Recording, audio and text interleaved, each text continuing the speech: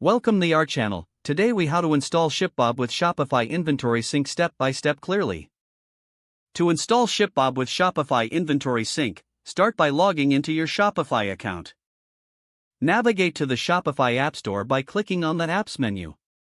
In the App Store, search for ShipBob using the search bar. Once you locate the ShipBob app, click on it to view the details.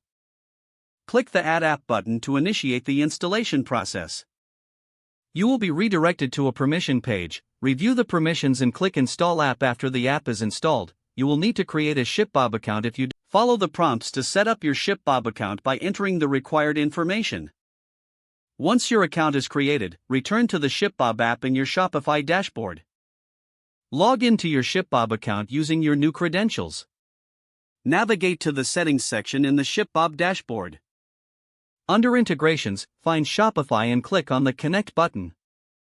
Authorize the connection by granting necessary permissions to ShipBob. After successful authorization, go back to the ShipBob dashboard. Click on Inventory to set up your product syncing. Select the Shopify products you want to sync with ShipBob. Adjust any inventory settings as needed, like tracking quantities and locations. Save your settings to ensure your choices are applied. Return to your Shopify dashboard to verify the integration. Check your product pages to see if inventory levels reflect ShipBob's data. Test the sync by placing a sample order through your Shopify store. Monitor your inventory and ensure ShipBob updates reflect accurately. You have now successfully installed ShipBob with Shopify Inventory Sync. If the page does not load, refresh the browser or try again in a private or incognito window.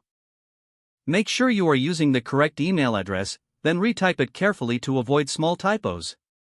If your password is not accepted, use the reset option and create a new strong password you can remember.